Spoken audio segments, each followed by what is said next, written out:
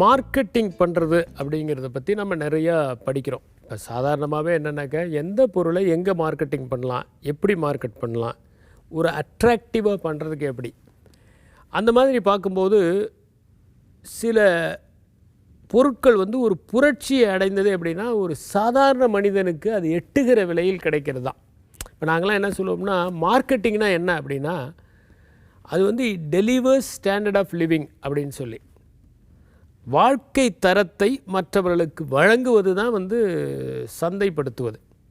ஒரு சின்ன உதாரணம் சொல்கிற பாருங்கள். ஒரு காலகட்டத்தில் ஒரு 40 வருஷத்துக்கு முன்னாடி ஷாம்பு அப்படிங்கிற ஒரு விஷயம் என்னென்னா, பணக்காரர்கள் மட்டும்தான் பயன்படுத்தக்கூடிய ஒரு பொருளாக இருந்தது.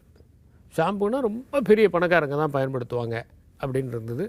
ஒரு கட்டத்தில் பார்த்திங்கன்னா 1978 79 பட்ஜெட்லேயோ பார்த்திங்கன்னா சோப்பெல்லாம் ஒரு லக்ஸூரியஸ் ஐட்டம்னு டேக்ஸ் போட்டாங்க, லக்ஸூரி டேக்ஸ் போட்டாங்க. அதில் அந்த மாதிரி இருந்த ஒரு சூழல் அது. இப்போ ஷாம்புலாம் பெரிய பணக்காரர்கள் தான் பயன்படுத்த முடியும். அந்த ஒரு நிலையில் என்னன்னாக்கா, அந்த மார்க்கெட்டிங் ஏழை மக்களுக்கு போகிறதுக்கு என்னாச்சுன்னா, இந்த பேக்கெட்டில் ஷாம்பு ஆரம்பிச்சது. ₹1 கூட ஒரு ஷாம்பு வாங்கலாம் அப்படிங்கிற ஒரு நிலைமை ஏற்படும் போது என்னாச்சுன்னா, கிராமங்கள்லாம் பார்த்திங்கன்னா தோரணமாக அந்த ஷாம்பு பேக்கெட் இருக்கும். யார் வேணும்னாலும் அந்த ஷாம்பு வாங்கிக்கலாம். இதில் என்ன நடந்ததுன்னா, ஸ்டாண்டர்ட் ஆஃப் லிவிங் அதை காமன் மேனுக்கு கொண்டு போகிறதுல அந்த மார்க்கெட்டிங் ஒரு உயர்ந்த இடத்தை பிரிந்தது. சாதாரண விஷயங்கள்லேருந்து உயர்ந்த விஷயங்கள் வரைக்கும் நீங்கள் மார்க்கெட்டிங்கில் போகலாம். சில தேவையில்லாத பொருட்களும் வருது, மக்களை வீணடிக்கிற பொருட்களும் வருது, மக்களுடைய ஆரோக்கியத்திற்கு தேவையில்லாத பொருட்களும் வருது. அப்படிங்கிறதெல்லாம் உண்மைதான். ஆனால் இந்த மார்க்கெட்டிங் பண்ணுறது அப்படிங்கிறது ஒரு டெக்னிக். அதை சாதாரண மனிதனுக்கு எடுத்து போகும்போது தான் அது வெற்றி அடையுது. ஏன்னா இந்தியாவை பொறுத்த வரைக்கும் ஒரு 50% கீழ் உள்ள மக்கள் சாதாரண நிலையில் வாழ்கிறவர்கள். நான் அண்மையில் ஒரு குறும்படம் பார்த்தேன். எப்படி மார்க்கெட் பண்ணணும் அப்படிங்கிறதுக்கு அது ஒரு சிறந்த உதாரணமாக இருந்தது. என்னென்னா, முதல்ல ஒரு கோயிலை காமிக்கிறாங்க. அந்த கோயிலுக்கு முன்னாடி ஒருத்தர் வராரு. வந்துட்டு ஒரு சின்ன பெஞ்ச் எடுத்து போடுறாரு. சைக்கிளில் வராரு. அந்த சைக்கிள்லேருந்து பெஞ்ச் எடுத்து போடுறாரு. அதுக்கப்புறம் அது மேலே ஒரு விரிப்பை விரிக்கிறாரு. அதுக்கப்புறம் அவர் பைக்குள்ளேருந்து ஒரு சின்ன பொட்டலை மாதிரி இருக்குது, அதை எடுக்கிறாரு. அதில் கொஞ்சம் காசு இருக்குது. அதை கீழே அந்த போட்டிருந்த துணியில் விரிச்சிருந்த துணியில் அந்த காசெல்லாம் போடுறாரு. போட்டுட்டு அப்படியே உட்காந்துருக்காரு. வரவங்களாம் பார்க்குறாங்க, கோயிலுக்கு வரவங்க. அப்படியே அவர் அந்த துணியில் ₹1 ₹2 இப்படி போட்டு போகிறாங்க. அந்த பெரியவர் அப்படியே உட்காந்துருக்காரு. கொஞ்ச நேரம் கழித்து இவரை விட பெரியவர் ஒருத்தர் பக்கத்தில் உட்கார்றாரு. அவர் ஒரு பெஞ்சை போட்டு அதில் தேங்காயெல்லாம் எடுத்து வைக்கிறாரு. வச்சுட்டு ஏதோ ஒரு பேக் வச்சுருக்காரு. அந்த பேக்லேருந்து ஏதோ ஒரு ஸ்லிப் எடுத்து இப்படி பார்த்துக்கிட்டே இருக்கார். அடிக்கடி இப்படி பார்த்துட்டு உள்ளே வச்சிட்றாரு.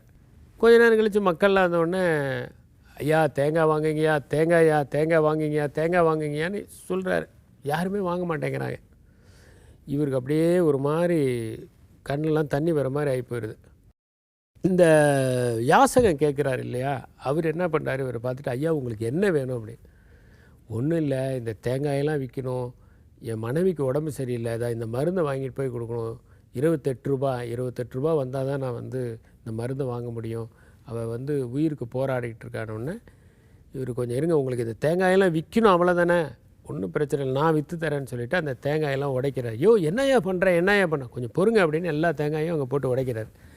உடைச்சி அதெல்லாம் சின்னதாக சிதறு தேங்காயிருது. அதெல்லாம் எடுத்து அந்த இது மேலே வச்சு ஒரு பேப்பரில் பிரசாத தேங்காய் இங்கே விற்கப்படும் அப்படின்னு எடுத்து வச்சிடறேன். இப்போ இந்த கோயிலுக்கு போகும்போது போயிட்டு வரவங்க பிரசாத தேங்காய்ன்னு பார்த்தோன்னே இந்த குழந்தைங்க கேட்குது, பெரியவங்க வாங்குறாங்க, எல்லாம் பார்த்து கடைசியில் என்ன ஆகுதுன்னா, அவர் எதிர்பார்த்ததுக்கு மேலே அந்த தேங்காய் விற்றுருது. அவருக்கு ₹50-60 மேலே வந்துடுது. அவர் ரொம்ப சந்தோஷமாக இவருக்கும் ஒரு ₹5 இவருடைய அந்த துணியில் போட்டுட்டு அந்த பெரியவர் சந்தோஷமாக போகிறாரு. அதுக்குள்ளே இவர் அவருக்கு டீ வாங்கி கொடுக்குறாரு. இதுதான் அந்த ஒரு நாள் நிகழ்வு. இந்த வள்ளலார் சொல்லுவார், கடை விரித்தேன் கொள்வார் இல்லை அப்படின்னு சொல்லிட்டு. சில நேரங்களில் பார்த்திங்கன்னா கடை விரித்தால் மட்டும் போதாது, அதை எப்படி அட்ராக்டிவாக மக்களுக்கு கொண்டு போய் சேர்த்துறது அப்படிங்கிறது ஒரு டெக்னிக். மார்க்கெட்டிங்குங்கிறது பொருள்களில் மட்டும் இல்லை, ஒரு ஐடியாவில் கூட இருக்கும். நீங்கள் பார்த்தீங்கன்னா நிறைய பேர் அற்புதமான ஒரு ஐடியாவை வச்சுருப்பாங்க. ஆனால் அது அவங்க காலத்தில் அவங்களால அது ரியலைஸ் பண்ண முடியாமல் போயிடும். ஆனால் அதுக்கு பின்னாடி வந்தவங்க அந்த ஐடியாவை அழகான பேக்கேஜில் மார்க்கெட் பண்ணியிருப்பாங்க. அது மாதிரி தான் நம்ம பேசுகிறது கூட நல்ல கருத்துக்களாக இருக்கலாம். ஆனால் எதிர்த்தாப்படி இருக்கிறவங்களுக்கு ஏற்ற மாதிரி சொல்கிறது தான் அது மார்க்கெட்டிங். நம்ம ஒருத்தட்ட போய் எப்படி பேசுகிறோம், அவங்கக்கிட்ட அந்த கருத்தை எப்படி சொல்லுறோம் அப்படிங்கிறது ஒரு மார்க்கெட்டிங். அதனால் மார்க்கெட்டிங்குங்கிறது பொருள்களோடு மட்டும் இல்லை, அன்றாடம் நாம் பேசுகிற உரையாடல்களில் அது இருக்கிறது. நாம் சந்திக்கிற மனிதர்களிடம் சொல்லுகிற கருத்துக்களில் அது இருக்கிறது. நாம் உட்கார்றது, நிற்கிறது, இது எல்லாமே கிட்டத்தட்ட பார்த்திங்கன்னா நாமளே மார்க்கெட் பண்ணிக்கிற மாதிரி தான். நம்ம உட்கார்ற விதத்திலே ஒருத்தர் நம்மளை ஜட்ஜ் பண்ணிடுவாங்க. நாம் நிற்கிற விதத்திலேயே நம்மளை பற்றி அவங்க ஒரு முடிவுக்கு வந்துடுவாங்க. அதனால் எப்படி அந்த தேங்காய் முழுதாக இருக்கிற போது விற்பனை ஆகாமல் சிதறு தேங்காயாக ஆனபோது விற்பனையானதோ, அதுபோல் சிலவற்றை பக்குவமாக புரிகிற மாதிரி எளிதாக உடைத்து, பிரித்து, தனித்து, எளிமைப்படுத்தி சொல்ல வேண்டிய நிலையில் இருக்கிறோம் என்பதை உணர வேண்டும். நன்றி, வணக்கம்.